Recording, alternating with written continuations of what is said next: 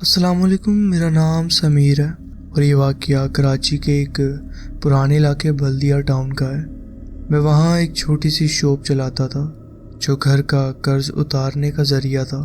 دن بھر کام کرتا اور رات کو جب گھر جاتا تو بے چین رہتا تھا۔ کیونکہ میری ماں کی طبیعت اکثر خراب رہتی تھی اور جہاں تک کہ ڈاکٹر کی دوائیوں کا کام تھا ان سے ان کو کچھ زیادہ فرق نہیں پڑتا تھا۔ سب کچھ ایک عجیب دن سے شروع ہوا۔ رات کے قریب 2 بج رہے تھے۔ میں دکان بند کر رہا تھا جب ایک بہت پرانی بڑھیا آئی۔ ان کے ہاتھ میں ایک کالا ڈبہ تھا، بہت کمزور، جسے دیکھ کر ہی عجیب سی گھبراہٹ محسوس ہو۔ بیٹا، یہ تمہاری اماں کے لیے ہے، اس نے دھیمی آواز میں مجھ سے یہ کہا۔ میں نے حیرانی سے اس کا چہرہ دیکھا۔ میں نے تو کبھی نہیں دیکھا تھا اس عورت کو۔ کون ہو آپ مجھے یہ کیوں دے رہی ہو؟ وہ صرف مسکرائی، ایک عجیب سی مسکراہٹ جسے دیکھ کر جسم سوکھ جائے۔ اپنے گھر جا کر صرف اس ڈبے کو کھولو، صبح تک سب ٹھیک ہو جائے گا، یہ کہہ کر وہ غائب سی ہو گئی۔ مجھے سمجھ نہیں آیا کہ میں کیا کروں۔ ڈبہ ہاتھ میں تھا، دل تیز دھڑک رہا تھا۔ گھر جا کر میں نے ڈبہ بیڈ پر رکھ دیا اور سو گیا، لیکن رات بھر عجیب آوازیں سنائی دیتی رہیں۔ سمیر، جیسے کوئی دھیمی آواز سے بلا رہا ہو۔ آنکھیں کھولی تو کمرے میں اندھیرا تھا، لیکن ایک سایہ نظر آیا جو میرے بیڈ کے پاس کھڑا ہوا تھا، پورا کالا، بنا شکل کا، اور دھیرے دھیرے ہل رہا تھا۔ میں پسینے ہو گیا، چلایا بھی نہیں گیا۔ جب آنکھیں جھپکی تو سب نارمل تھا۔ صبح جب ماں کا حال دیکھا تو وہ سچ میں ٹھیک لگ رہی تھی۔ پہلی بار اتنے سالوں میں ان کا چہرہ روشن تھا، لیکن میری طبیعت خراب ہونے لگی۔ ہر رات ایک ہی چیز ہوتی، وہ سایہ، وہ بلانے والی آواز، اور ہر دن میرا چہرہ مرجھاتا جا رہا تھا۔ آخر ایک دن ایک بزرگ سے بات کی۔ انہوں نے صرف ایک چیز بولی، تیری ماں کے اوپر کالا جادو تھا، کسی نے توڑ دیا، لیکن اس جادو کا بدلہ تجھے لینا پڑے گا۔ یہ سنتے ہی پیروں تلے زمین نکل گئی۔ مطلب جو بھی برا ہونا تھا اب میرے ساتھ ہوگا۔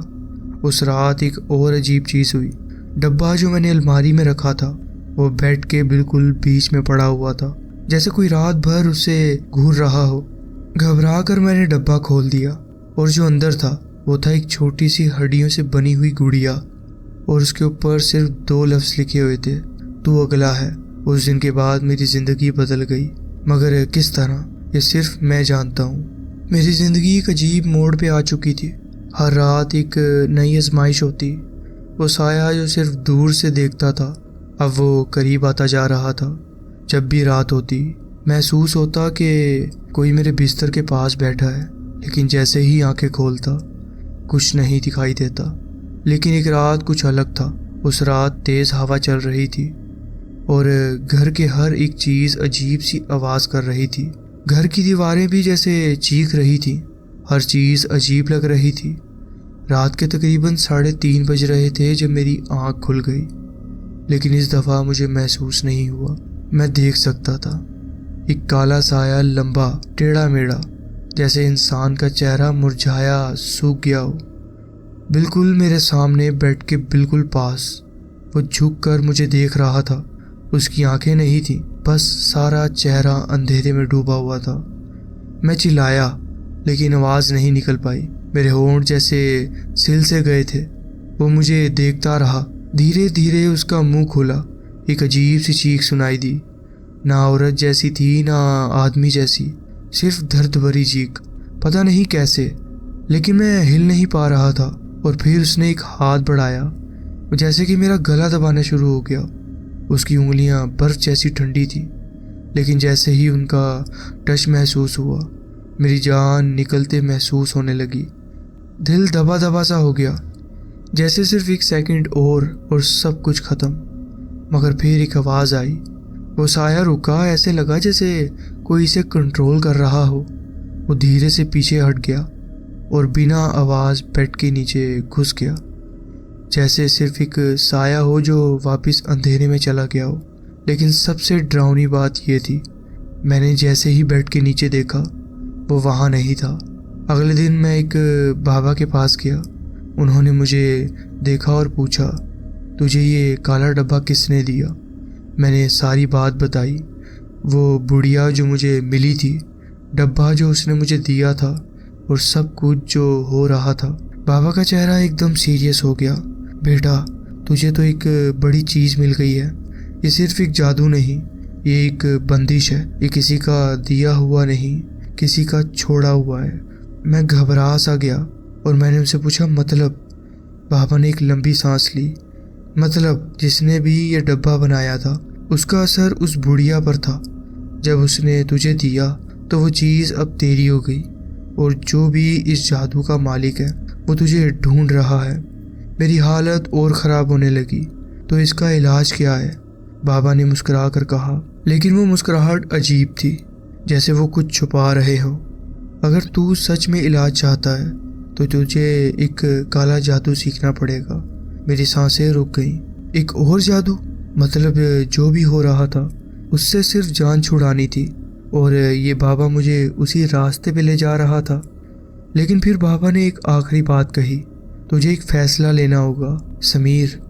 یا تو اس چیز کو ہمیشہ اپنی زندگی کا حصہ بنا لے، یا پھر اس انسان کو ڈھونڈے جس نے یہ جادو تیری ماں پہ کیا تھا اور اسے واپس دے دے۔ لیکن یہ سب اتنا آسان نہیں تھا، کیونکہ جس نے یہ سب کیا تھا وہ انسان نہیں تھا۔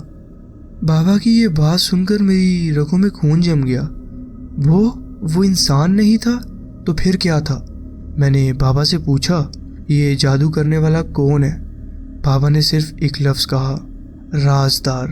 میں نے یہ نام پہلے کبھی نہیں سنا تھا، لیکن جیسے ہی بابا نے کہا، کمرے کی ہوا بر افسوس سے بھاری محسوس ہونے لگی، جیسے کوئی مجھے یہ کہہ رہا ہو کہ اس راستے پر مت چل۔ بابا نے کہا، رازدار وہ لوگ ہوتے ہیں جو صرف اپنی زندگی نہیں، دوسروں کی بھی زندگی کا فیصلہ کر سکتے ہیں۔ یہ لوگ ہیں جو اندھیرے میں جیتے ہیں اور اندھیرا ان کے ساتھ رہتا ہے۔ تجھ پر صرف ایک جادو نہیں، ایک بندش لگی ہے، اور اسے صرف وہی توڑ سکتا ہے جس نے کی ہو۔ میں ایک دم سمجھ گیا، مجھے اسی بڑھیا کو ڈھونڈنا ہوگا۔ میں نے کراچی کے ہر کونے میں ڈھونڈا، ہر پرانے بازار میں گیا، لیکن اس کا کوئی پتہ نہیں تھا۔ لیکن ایک چیز بدل رہی تھی، ہر دن میری ماں بہتر ہوتی جا رہی تھی اور میں زیادہ بیمار۔ میری آنکھیں کالی ہونے لگی، رات کو زیادہ عجیب سپنے آنے لگے۔ کبھی کوئی برف جیسے ہاتھ میرا گلا دباتے، کبھی مجھے لگتا کہ میں کسی اور جگہ اٹھ گیا ہوں، جیسے یہ جادو اب مجھے توڑ رہا ہو۔ لیکن ایک دن مجھے وہ بڑھیا مل گئی۔ میں اپنی شاپ پہ تھا جب مجھے سامنے والی سڑک پر وہ بڑھیا پھر نظر آئی، لیکن اس دفعہ اس کا چہرہ پرانا نہیں لگ رہا تھا، بلکہ وہ اور بھی بڑی ہو گئی تھی، جیسے وقت صرف اس پہ اثر کر رہا ہو۔ میں بھاگ کر اس کے پاس گیا، لیکن جیسے ہی میں نے اس کے کاندھے پہ ہاتھ رکھا، اس کا جسم سرد برف کی طرح تھا۔ اس نے دھیرے سے کہا، اب تو سمجھ گیا نا، یہ ڈبہ اب تیری زندگی کا حصہ ہے، اسے صرف تو ختم کر سکتا ہے۔ میں نے گھبرا کر پوچھا، کیسے؟ اس نے صرف ایک چیز کہی، اس کا نام لے جو تجھے ڈھونڈ رہا ہے۔ میں پیچھے ہٹا، کس کا نام؟ اس نے اپنی ساری طاقت جوڑ کر ایک نام کہا، نفس۔ اسی وقت مجھے محسوس ہوا کہ ہوا ایک دم بھاری ہو گئی ہے، جیسے کوئی سن رہا ہے۔ بڑھیا نے صرف ایک بات کہی، اگر تو اسے روکنے میں دیر کرے گا تو وہ تجھے نہیں چھوڑے گا۔ اور پھر وہ وہیں گر گئی۔ میری آنکھوں کے سامنے اس کا جسم سوکھنے لگا، اس کے ہاتھ، اس کا چہرہ، اس کا پورا جسم ایک سوکھی لاش جیسا لگنے لگا، جیسے اس کا وقت پورا ہو گیا ہو۔ لوگ جمع ہونے لگے، کئی لوگ کہہ رہے تھے کہ وہ پہلے سے ہی مری ہوئی تھی، کوئی کہہ رہا تھا کہ یہ کسی اور کا کام ہے، لیکن مجھے سب سمجھ آ گیا تھا۔ اب میری باری تھی۔ اس رات میں نے پھر ڈبہ کھولا۔ اندر اب وہ ہڈیوں والی گڑیا نہیں تھی، اب صرف ایک چیز تھی، ایک کالی جلی ہوئی تصویر، اور وہ تصویر میری تھی۔ یہ دیکھتے ہی مجھے لگا جیسے ہوا رک گئی ہو، جیسے کسی نے میرا نام لکھ دیا ہو موت کی کتاب میں۔ مجھے بابا کی بات یاد آئی، یا تو یہ اندھیرا اپنی زندگی کا حصہ بنا لے، یا اسے واپس دے دے جو اس کا اصل مالک ہے۔ لیکن میں جانتا تھا اگر میں نے اس جادو کو کسی اور کو دیا تو وہ میری ماں کی طرح یا شاید مجھ سے بھی زیادہ بری حالت میں چلا جائے گا۔ لیکن اگر میں نے کچھ نہیں کیا تو نفس مجھے لینے آ جائے گا، اور پھر رات کے ٹھیک 3:30 پر، جیسے ہر رات ہوتا تھا، لیکن اس دفعہ کچھ الگ تھا۔ اس دفعہ مجھے محسوس ہو رہا تھا کہ اگر میں نے یہ دروازہ کھولا تو سب کچھ ختم ہو جائے گا۔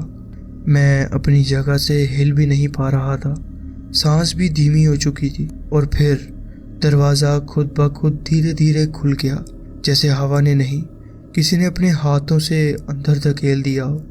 اور پھر جو میں نے دیکھا اس نے مجھے پورا ہلا کر رکھ دیا۔ سامنے صرف اندھیرا تھا، ایک عجیب گہرا اندھیرا۔ گھر کے باہر کوئی نہیں تھا، لیکن محسوس ہو رہا تھا کہ کوئی وہاں کھڑا ہے۔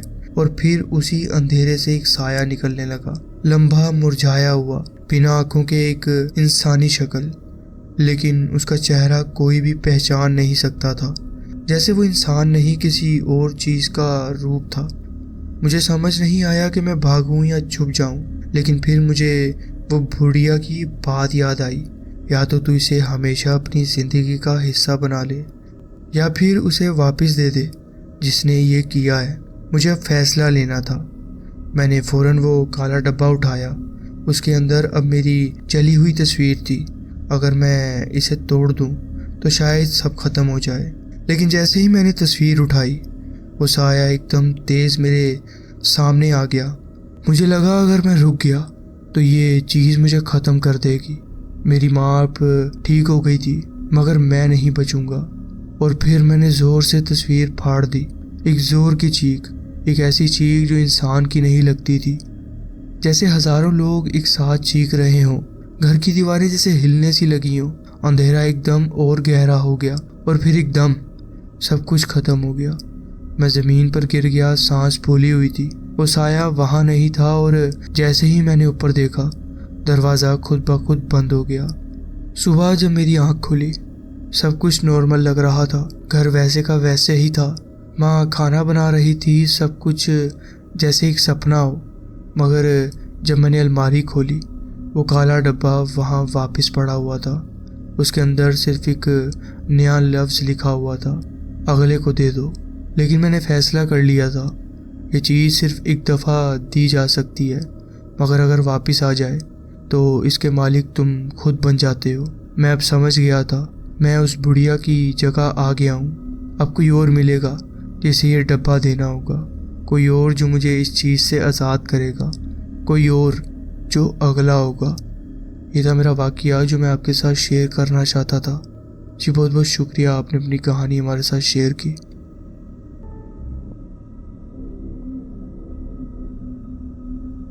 السلام علیکم۔ یہ واقعہ جو میں آپ کے ساتھ شیئر کرنے جا رہا ہوں یہ میرے کچھ قریبی دوستوں اور میری بیوی کو ہی پتہ ہے صرف، لیکن میری بیوی نے مجھے منا لیا ہے کہ یہ کہانی میں آپ کے یوٹیوب چینل پہ شیئر کروں۔ اس وجہ سے میں اپنا اور اپنے دوستوں کا اصلی نام نہیں بتاؤں گا تاکہ کسی کی پرائیویسی ہرٹ نہ ہو۔ اس کہانی کے لیے وہ 3 دوست جو اس رات میرے ساتھ تھے، انہیں ہم میٹ، ٹم اور رسل کہہ کے بلائیں گے۔ مجھے جیک کہہ لو۔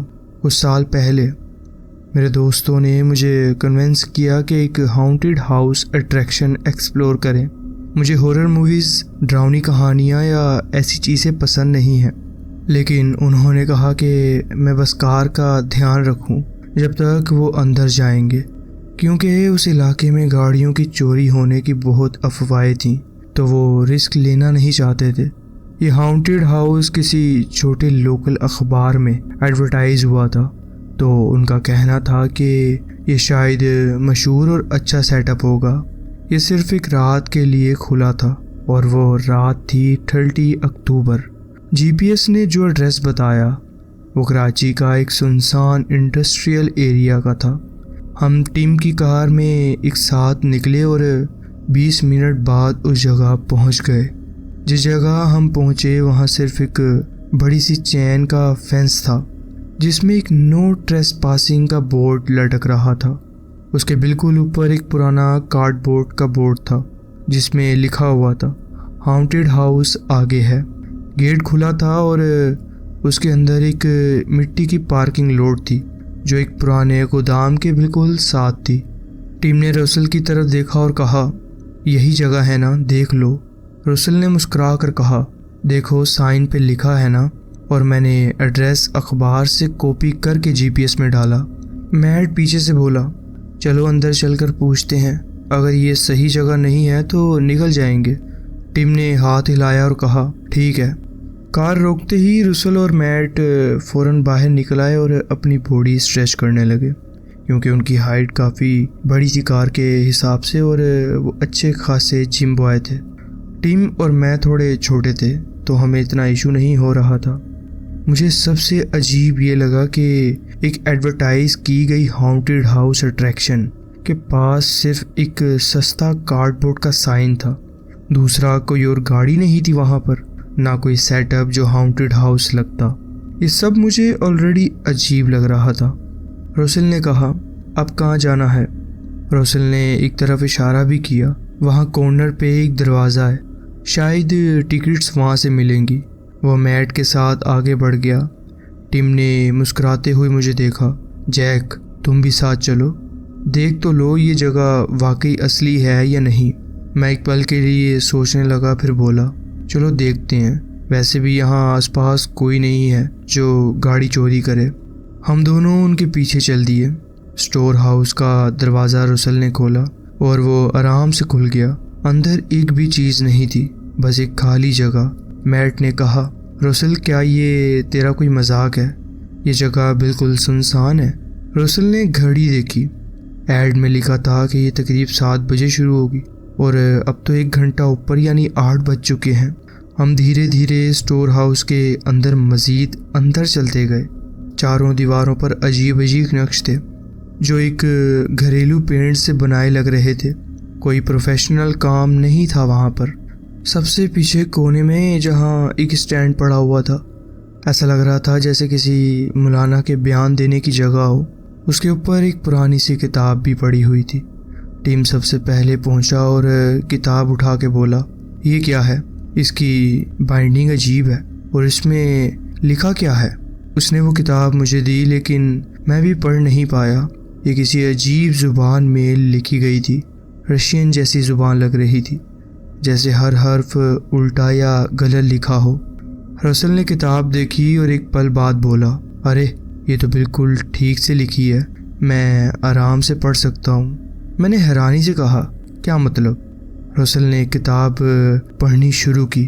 اس نے جب وہ کتاب پڑھنا شروع کی اور ہم جب سن رہے تھے، اس کے بیچ میں کیا ہوا مجھے نہیں پتا، لیکن جب مجھے ہوش آیا تو میں اپنے گھر کے بستر پر تھا۔ میں نے نائٹ ڈریس پہنا ہوا تھا اور فون چارجر پہ لگا ہوا تھا۔ روم میں اپنی جگہ سو رہا تھا۔ میں نے فون اٹھایا تو صبح کے 4:30 بج رہے تھے۔ یہ 8 گھنٹے کیسے گزر گئے؟ کیا یہ سب صرف ایک سپنا تھا؟ میں فوراً باہر گیا، دیکھا ٹم کی کار اس کے اپارٹمنٹ کے باہر کھڑی تھی۔ ہم ایک ہی کمپلیکس میں رہتے تھے۔ میں نے اپنے تینوں دوستوں کو کال کرنا شروع کیا، لیکن کال کوئی نہیں اٹھا رہا تھا۔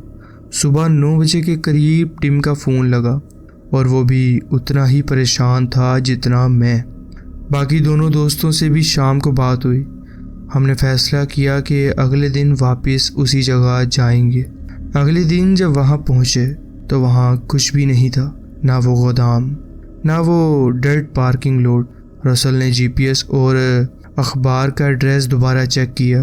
ہم بالکل صحیح جگہ پر تھے، لیکن وہ اسٹور ہاؤس غائب ہو چکا تھا۔ اس دن ہم نے فیصلہ کیا کہ اس کے بارے میں کبھی بات نہیں کریں گے، اور آج تک ہم نے اس بارے میں ایک دوسرے سے کوئی بات نہیں کی۔ مجھے نہیں پتا کہ یہ میرا سپنا تھا۔ اگر میرا سپنا تھا تو یہ میرے دوستوں کو کیسے پتہ چلا؟ وہ بھی ویسے ہی ریئیکٹ کر رہے تھے جیسا میں۔ آج تک مجھے اس کی اینڈنگ نہیں پتا۔ یہ تھا میرا واقعہ جو میں آپ کے ساتھ شیئر کرنا چاہتا تھا۔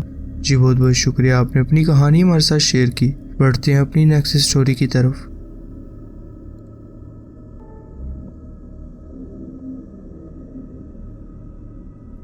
السلام علیکم۔ یہ کہانی پاکستان میں ہوئی ہے۔ میری عمر تقریباً 22 سال ہے اور یہ واقعہ تقریباً 1997 کی گرمیوں کا ہے۔ میں اور میرے 3 دوست آصف، بلال اور عمران ایک دن بیٹھے اپنی ہمت دکھانے کی بات کر رہے تھے۔ عمران نے دعویٰ کیا کہ وہ پہلے قبرستان میں رات کے اندھیرے میں اکیلا جا چکا ہے، اور اس نے ہم سب کو چیلنج دیا کہ کیا ہم اتنی ہمت رکھتے ہیں کہ وہاں جا سکیں؟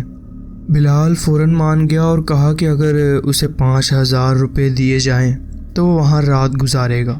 یہ سن کر عمران نے ہاں کر دی۔ مجھے بھی مزہ آیا اور میں نے کہا کہ میں بھی 5,000 روپے کے لیے یہ کام کرنے کو تیار ہوں۔ آصف بھی مان گیا۔ حقیقت یہ تھی کہ شاید ہم سب مل کر بھی 1,000 روپے نہ جوڑ سکتے، مگر یہ صرف ایک شرط تھی جو ہم جوش میں لگا رہے تھے۔ ویسے بھی یہ قبرستان مشہور تھا اپنی عجیب و غریب کہانیوں کی وجہ سے۔ میں آپ کو اس کی ایگزیکٹ لوکیشن نہیں بتا سکتا، مگر یہ لاہور میں واقع ہے۔ لوگ کہتے تھے کہ رات کے وقت وہاں سے چیخیں سنائی دیتی ہیں، اور ایک بار پاگل آدمی نے نئی کھودی گئی قبر میں گھس کر اپنی جان لے لی تھی۔ ایک پولیس والے نے 70s کے دور میں کہا تھا کہ اس نے ایک سیاہ سایہ دیکھا تھا جس کی آنکھیں پیلی چمک رہی تھیں۔ پیرانورمل یا ویسے ہی، مگر یہ جگہ ویسے خطرناک تو تھی۔ رات کے وقت سانپ یا جنگلی جانور بھی ہو سکتے تھے، مگر ہم تو نوجوان تھے، ہمیں کسی چیز کا ڈر نہیں لگا۔ رات کے 12 بجے اور ہم میرے گھر پر ملے اور پھر قبرستان کی طرف نکل پڑے۔ کسی کو ٹورچ یا روشنی کا انتظام کرنے کا خیال بھی نہیں آیا، جو یہ ثابت کرتا ہے کہ ہم کتنے بے وقوف تھے۔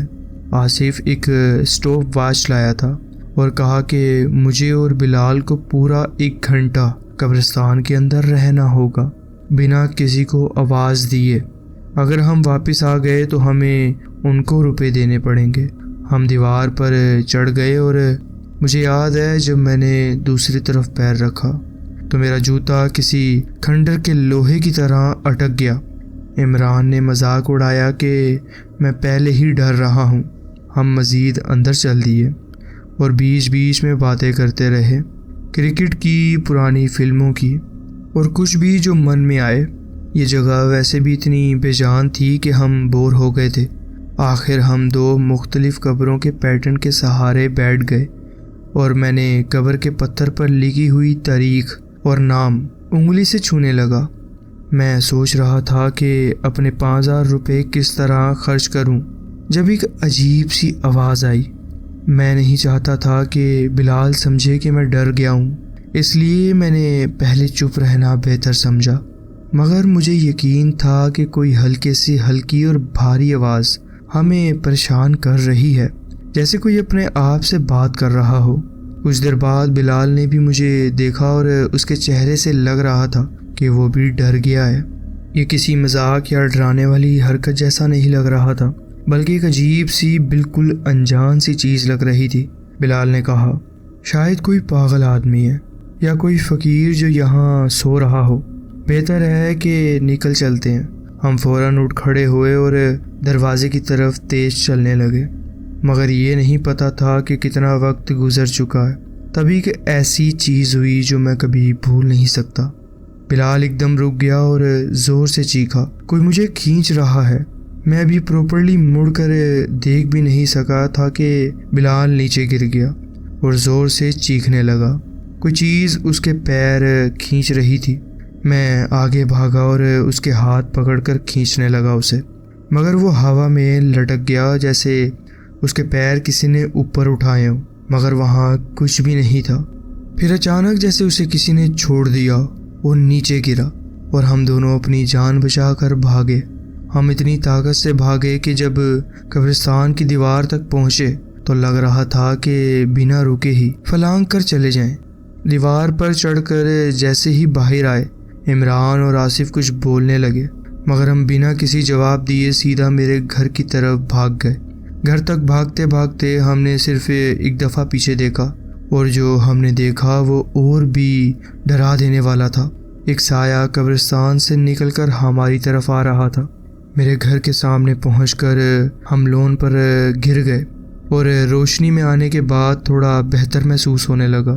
تھوڑی دیر بعد عمران اور آصف بھی بھاگتے ہوئے وہاں سے آئے اور کہنے لگے کہ جب ہم وہاں سے بھاگ رہے تھے تو انہیں بھی ایک سیاہ سایہ دکھائی دیا جو پیچھے آ رہا تھا۔ ہم اتنا زور سے چیخ رہے تھے کہ میرے ماں باپ باہر آ گئے اور ہمیں ڈانٹنے لگے۔ اس رات کے بعد سب کچھ بدل گیا۔ بلال نے کچھ مہینے تک کہا کہ اسے راتوں کو آواز سنائی دیتی ہے۔ میں پاکستان کے کسی اور شہر میں رہتا ہوں اور ایک عام انسان کی طرح جیتا ہوں، مگر میں نے پھر کبھی کسی قبرستان کا رخ نہیں کیا۔ جب کوئی مجھے کہتا ہے کہ بھوتوں وغیرہ کا کوئی وجود نہیں تو میں صرف چپ چاپ سر ہلا دیتا ہوں اور سوچتا ہوں کہ کاش میں بھی ویسا سوچ سکتا جیسا کہ وہ سوچ رہے ہیں۔ یہ تھا میرا واقعہ جو میں آپ کے ساتھ شیئر کرنا چاہتا تھا۔ جی بہت بہت شکریہ، آپ نے اپنی کہانی ہمارے ساتھ شیئر کی۔ تو جی فرینڈز، یہ تھی آج کی سٹوریز۔ آپ کومنٹس میں ضرور بتائیں کہ آپ کو یہ سٹوریز کیسی لگیں۔ اگر آپ کو یہ سٹوریز اچھی لگی ہوں تو ویڈیو کو ضرور لائک کیجیے اور چینل کو ضرور سبسکرائب کیجیے اور بیل آئیکن کو ضرور پریس کر لیجیے تاکہ آگے آنے والی کہانیاں ویڈیوز آپ سے مس نہ ہوں۔ اپنا خیال رکھیں اور ملتے ہیں نیکسٹ ویڈیو میں۔ اللہ حافظ۔